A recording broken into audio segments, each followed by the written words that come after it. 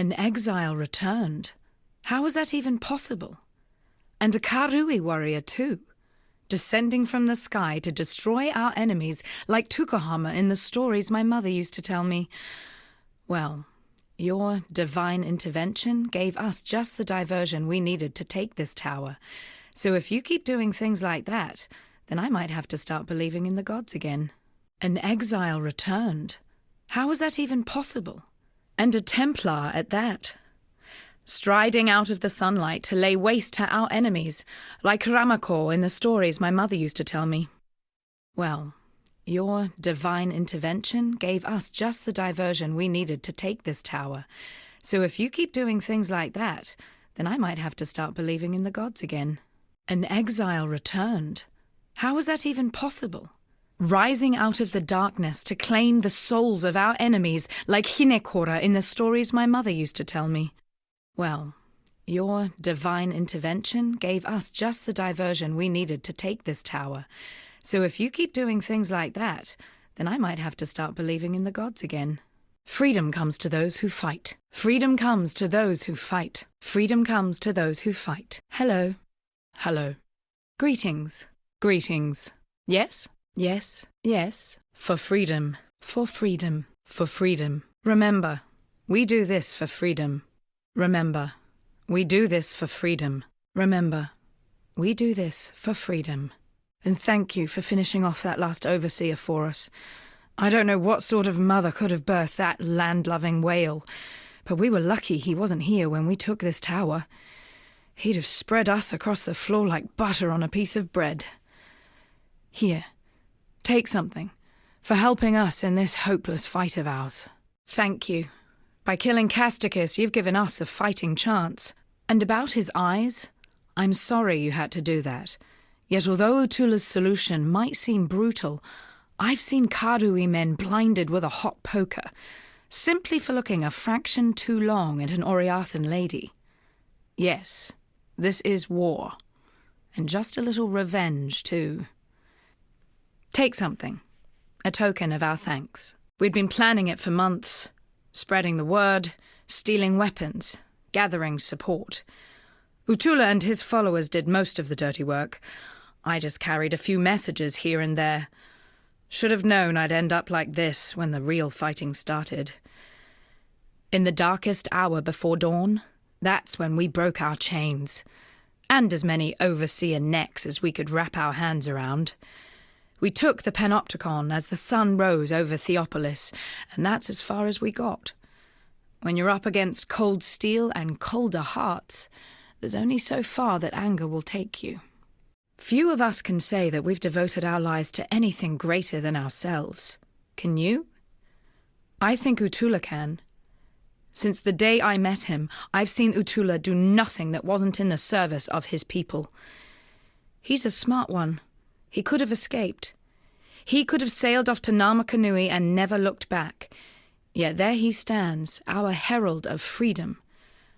I might die of this wound, yet I'd be giving but a fraction of what Utula has to honor the Karui way. I'd be dead right now if not for Violenta. I just hope I live long enough to repay her. And how will I do that?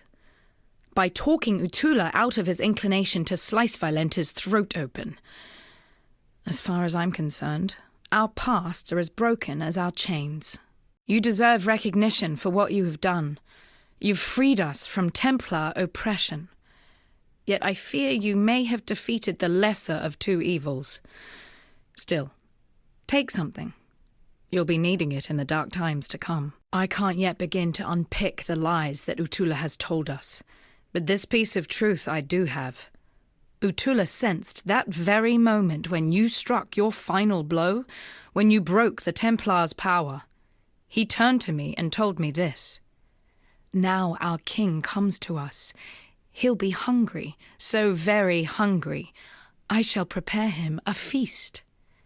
Then he gathered his followers and left. Where's he gone? Oriath Square. You won't need directions. Just follow the screams. Bannon is unexpected. At least, he's not the sort of Templar that I'm used to dealing with. His ideas about innocence almost make sense to me. The way he worships innocence and receives such power in return, it's like his devotion actually brings out the best in his god. But how is that possible? A god is a god. They bless us and they punish us, not the other way around. Yet for Bannon, somehow it's different. The King's Feast is an ancient ritual born of less enlightened times. Long before the Karui followed the way, one tribe would conquer another and a feast would be prepared for the triumphant king. The main dishes of this feast were selected carefully for the sweetness of their nature and the tenderness of their flesh. You see, when the conquered fills the belly of the conqueror, two tribes become one. And that's what's happening out there in Theopolis right now. The tribe of Kitava is feeding upon the tribe of Oriath, and the feast won't end until two tribes become one. When I was a courier for my father's house, I'd cross Cathedral Square 100 times in a day. On the fairest days, that square would be filled to bursting with Oriath's highborn, come to bask in the sun and each other's glowing nobility. It was a pretty sight, depending on where you stood. Remember what Utula said about Kitava? He is the tormented one, destined to rise up from the darkness, and we, his children, rise with him. It was there all along, in eyes too bright and smiles too wide. Cunning concealed by kindness. Conquest wearing the mask of freedom. I didn't see it because I was looking for something else.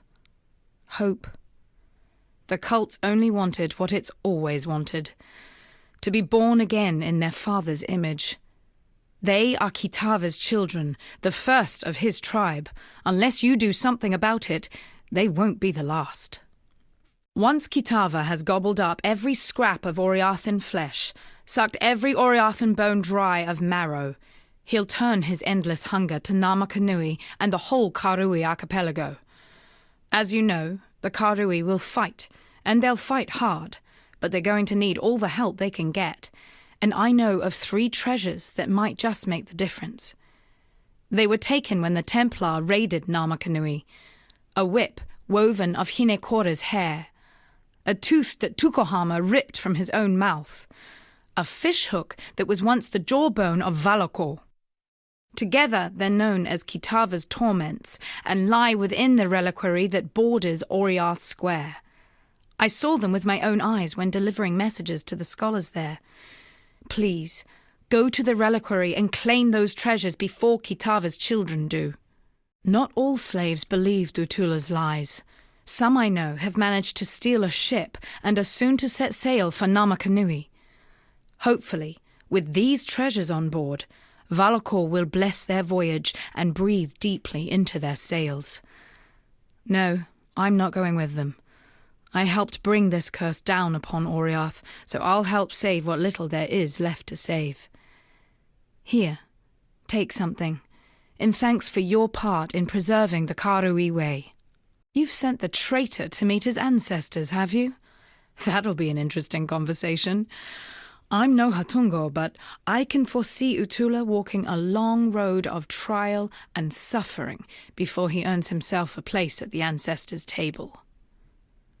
And just as Utula's journey continues, so does yours, right into the jaws of Kitava. I don't profess to understand the mind of a god, but I know the stories. Kitava is patient. He waited in the darkest pit of Hinekora's realm. He will bide his time while his hunger spreads like the plague it is, and when his tribe is replenished 100 times over, Kitava will rise one final time to finish the feast that he has started. Oriath is merely the appetizer. There's a whole world out there for Kitava to taste. You've proved that you're a hero who can slay legends. Let's see if you can kill a god. You're still alive, so is Kitava. What more do you need to know? You'll find a way. I believe it. The prodigal returns. Have you brought with you a weapon to free us? The ravenous one has only grown more hungry since you left us, and I fear your efforts may be too little, too late. Kitava has all but destroyed us here, and our poor departed Utula's cultists have taken hold of the city. There's little ground left to tread that won't cause the grasping claws of Hinekora to reach out and wring our pretty little necks. I see your eyes, exile. You wonder why I am here instead of at the Overseer's tower. I'll tell you the horrible truth. The tower has fallen to the infernal devices of Kitava. That witch, Violenta, is to blame. She lowered a secret ladder and led Kitava's cultists right to our very beds. Bannon and I barely escaped with our lives. Together, we cut through the hordes, but it was no use. They had us surrounded. Bannon created a distraction which allowed me to flee. When I last saw him, he was perched atop the rooftops, holding off our enemies, though how long he will last I cannot say. If you are going that way, perhaps you can find him and return him to me. I have grown fond of that Templar. The fire of Namahu burns within his belly. It would not fare well for us in this war if that fire were lost. I believe Violenta was not of sound mind. At night, we often heard her cry out in sleep, fearing unseen things. I wanted to toss her out on the streets, let the beasts of this fallen city tend to her madness. But Bannon refused to leave behind one of his own. Would that he had listened to me. Violenta thought that if she gave us up to Kitava, the ravenous one would look kindly upon her. Well, look upon her he did. But what he saw and what she became is the thing of nightmares. Her nightmares, perhaps. Before their god rose from the depths, Utula and his cultists had direction. They wished to see Kitava free to stage his horrifying banquet. I was foolish enough to believe these theological mumblings as symbols for Karui freedom. Now that their prophecies have come to fruition, the cultists have lost their minds. It's hard enough to believe the end times of your chosen religion will ever happen, let alone to last longer than the final pages of your holy book. Bannon is alive and well, in no small way thanks to you, I would be willing to guess. Without him being here, I would have lost my sanity or my life a long time ago. Take this gift as a token of both our appreciation. Now that you have returned, and we have managed to sturdy ourselves once more abreast this mighty ship, I ask of you one more favour. Find that traitor Violenta and kill her. Though I wish to see her dead as revenge for her insurrection, Violenta has become something far worse under the radiation of Kitava's gaze. She must be stopped. You return from your hunt triumphant. Then Violenta is dead. I wish I could say that a celebration is in order, but in our current existence, I've had all I can stomach of banquets and feasts. Here, Kitava's appetite has grown bigger than even his devotees had expected. His hunger moves faster now than his followers can keep up. I suppose the canals were the perfect answer to their problem, really. They converted them into one giant feeding trough to bring food to his mouth at a speedier rate. By the light of Ramako, you did it. You, a mortal, have crossed the threshold between God and man and struck the ravenous one asunder. I'd always held out hope that you would succeed, but at night I would stay awake worrying that perhaps that hope was a foolish dream. But you've done it. You are no longer an exile, my friend. I honour you, and I'm certain the rest of the world will honour you as well. You deserve much more than what I could ever give, for you have returned life back to us, stolen it from the very grip of Hinekora's jaws. Please, I was saving this for something special.